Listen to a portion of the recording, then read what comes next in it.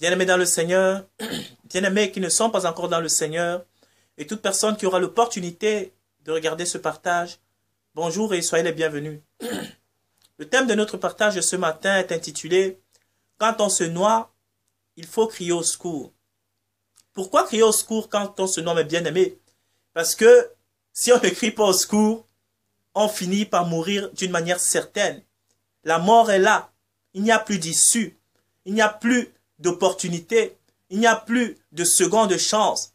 Il y a une personne dans les alentours où il y a une bouée de sauvetage. Il faut chercher à attraper la bouée de sauvetage, où il faut essayer de crier pour que la personne autour puisse entendre votre cri et venir à l'aide. Si on ne fait pas ces choses-là, on est sûr de mourir d'une manière certaine.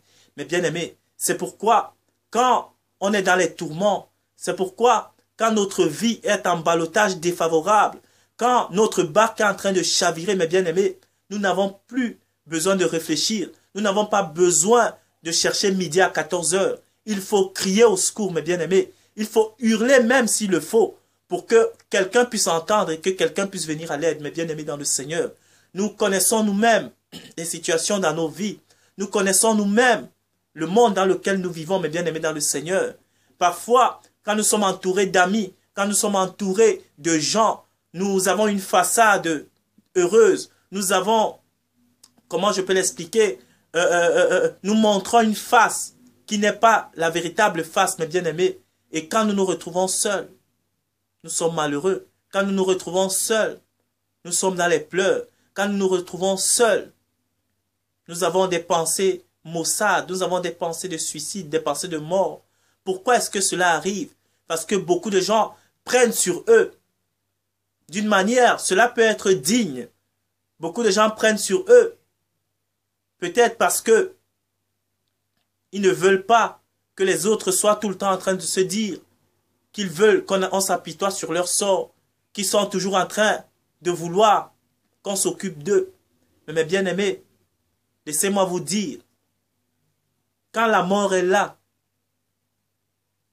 quand on est en face d'une situation dangereuse, peu importe notre compréhension des choses, peu importe notre vision des choses, peu importe notre éducation, peu importe notre instruction, l'instinct de survie doit nous pousser à crier au secours, mes bien-aimés. Peu importe notre éducation, peu importe notre dignité, il y a beaucoup de gens qui sont morts à cause de la dignité. Il y a beaucoup de gens qui sont morts à cause des idées. En soi, ce n'est pas mauvais. Mais à quoi sert-il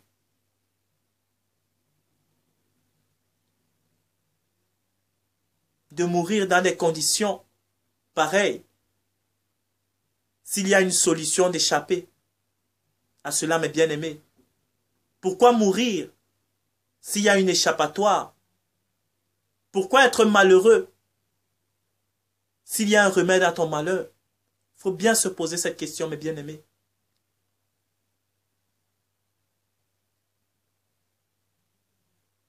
Aujourd'hui, dans la société actuelle, beaucoup de gens vivent dans le pareil cas. Beaucoup de gens, leur vie est en train de chavirer dans les profondeurs. Leur vie ne tient qu'à un fil. Mais parfois, ils ne savent pas où crier au secours. Ils ne savent pas qui appeler au secours. Beaucoup s'en remettent aux mains des hommes. Et ils en sortent toujours déçus. Beaucoup se retournent vers des solutions occultes. Ils en sortent toujours déçus. Beaucoup se résignent et acceptent la mort, mes bien-aimés. Pourquoi? Parce qu'ils ne cherchent pas au bon endroit. Parce qu'ils ne frappent pas à la bonne porte.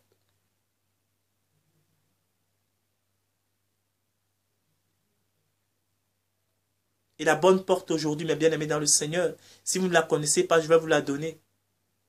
Tous les hommes dans ce monde peuvent vous décevoir. Tous les amis dans ce monde peuvent vous abandonner. Tous les gens que vous estimez en qui vous avez mis pleine confiance, peuvent vous surprendre de manière négative. Il n'y a qu'une seule personne qui ne vous laissera jamais tomber si vous lui donnez votre vie, mes bien-aimés dans le Seigneur. Cette personne, c'est Jésus-Christ. La Bible dit que mon père et ma mère m'abandonneront, mais Dieu me recueillera. Votre père, votre mère, vous savez combien elle est difficile. Là, ici, je parle de manière générale. Parce qu'il y a aussi des parents qui abandonnent leurs enfants. Il y a aussi des mères qui, pour des choses de ce monde, ne prennent pas soin de leurs enfants comme il faut. Mais généralement, 95% des cas, les parents, c'est difficile pour eux d'abandonner leurs enfants. C'est difficile pour eux de voir les enfants souffrir. Et la Bible dit que même si ta mère qui t'a mis au monde a ce courage-là de t'abandonner, Dieu, lui ne t'abandonnera jamais. Il te recueillera. Il ne te laissera jamais tomber.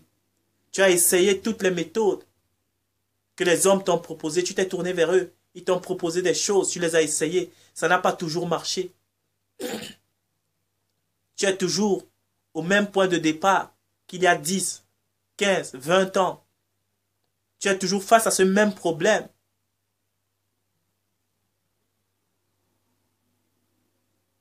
Auquel tu as demandé de l'aide au mauvais endroit il y a 20, 30, 40 ans, mon bien-aimé. Aujourd'hui, Jésus-Christ veut te donner l'aide qu'il faut. Jésus-Christ veut te sortir de cette situation. Il veut te sortir de ta vie qui tourne en rond depuis bien longtemps, mon frère, ma soeur, mon ami, mon bien-aimé. Il veut apporter quelque chose de nouveau. Il veut te faire vivre une nouvelle expérience. Mais c'est à toi d'écouter sa voix aujourd'hui. C'est à toi d'ouvrir ton cœur aujourd'hui. Il y a une bouée de sauvetage qui est là. Il y a une perche qui est là, prêt à te sauver de la noyade. Est-ce que tu es prêt à la tenir aujourd'hui? Est-ce que tu es prêt à t'accrocher de toutes tes forces à cette bouée de sauvetage, mon frère, ma soeur, mon ami, mon bien-aimé qui écoute ce partage aujourd'hui? Ta vie est précieuse. Ta vie vaut de la peine devant Dieu. Peut-être beaucoup t'ont déjà dit que tu es un moins que rien. Beaucoup t'ont dit que ta vie ne vaut pas la peine. Beaucoup t'ont découragé, t'ont méprisé, t'ont rabaissé.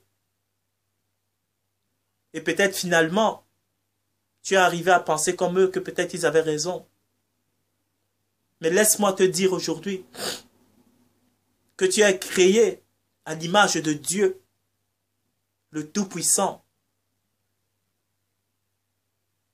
Tu as été fait pour une grande victoire. Tu as été fait pour une grande destinée. Peu importe ce que les gens ont pu te dire. Dieu t'a créé pour un but précis, qui est celui de le servir. Et si aujourd'hui, tu rentres dans ce service, mon frère, ma soeur, mon ami, mon bien-aimé, je peux t'assurer que tu seras l'homme le plus heureux du monde. Tu ne regretteras pas d'avoir fait le bon choix. Tu regretterais même de n'avoir pas pu trouver cette solution plus tôt. Tu regretteras tout le temps que tu as passé loin de Dieu.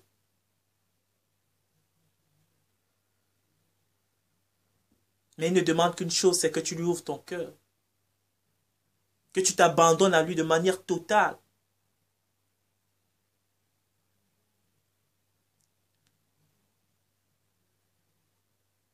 Il ne demande que ça, mon frère, ma soeur. Mais cela ne peut pas venir de lui parce que Dieu n'est pas un dictateur.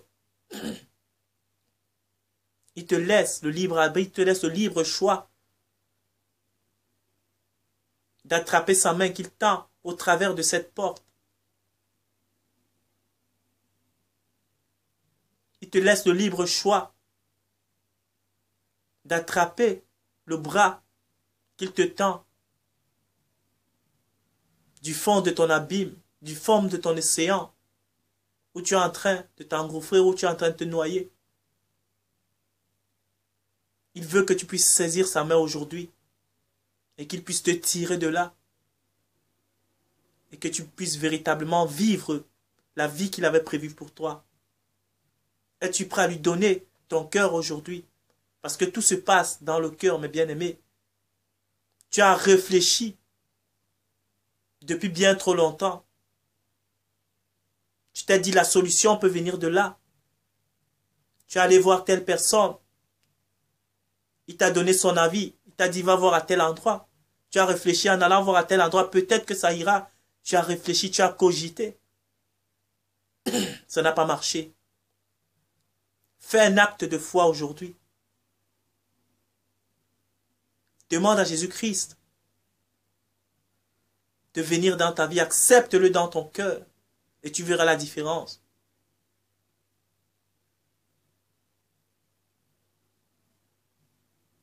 Es-tu prêt aujourd'hui? C'est simple. Tu peux juste incliner ta tête. Demander pardon pour tes fautes, tes iniquités, tes péchés. Te repentir de ta vie passée. Et demander au Saint-Esprit de Dieu de venir à toi. De demander à Jésus-Christ de venir dans ta vie, de venir dans ton cœur. Et il viendra apporter le changement, la transformation qu'il te faut. Mon frère, ma soeur, mon ami, mon bien-aimé. Ou si tu veux, tu peux le faire également avec moi. Tu peux juste prendre les mots que je dirais comme les tiens. Et Jésus-Christ viendra tout aussi bien dans ta vie si tu le veux. Si tu veux, nous pouvons prier ensemble. Nous allons juste incliner nos têtes et nous allons prier. Inclinons la tête, mon frère, ma soeur, mon ami, mon bien-aimé. Et prions. Tu peux dire, Seigneur Jésus, merci pour ta parole. Merci pour ton amour, Seigneur. J'ai essayé par mes propres moyens. J'ai marché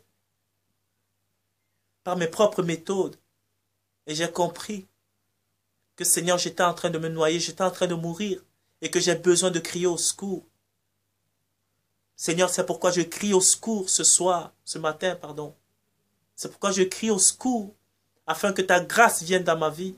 Je crie au secours afin que ton amour vienne dans ma vie. Je crie au secours afin que tu puisses me tenir par la main et de me sortir de l'océan dans lequel je suis en train de me noyer, Seigneur. Pardon pour mes fautes, mes iniquités, mes péchés. Pardon pour ma vie passée sans toi, Seigneur. Je prie maintenant que ton Saint-Esprit vienne dans ma vie, vienne dans mon cœur, vienne me transformer, afin que quelque chose de nouveau puisse se passer en moi. Chasse en moi les ténèbres et mets en moi ton admirable lumière, Seigneur. Je demande cela humblement, au nom puissant de Jésus-Christ. Amen. Amen, mon frère, ma soeur, mon ami, mon bien-aimé. Si tu as fait cette prière, bienvenue parmi les enfants de Dieu. Bienvenue dans la communauté des enfants de Dieu. Si tu as une Bible, tu peux la lire. Tu peux demander à Dieu de te parler, de t'expliquer les choses si tu ne comprends pas. S'il y a une église, une assemblée près de chez toi, tu peux également y aller. Dieu lui-même te guidera, Dieu lui-même te montrera le chemin. Et tu peux continuer à entretenir ta flamme, ta relation avec Dieu au travers de la prière, en lui demandant de continuer à te changer, de te perfectionner, de te renouveler, afin que ton changement soit parfait, mon frère, ma soeur, mon ami, mon bien-aimé. Et pour ceux qui sont déjà dans le Seigneur, continuons à persévérer, continuons à tenir ferme.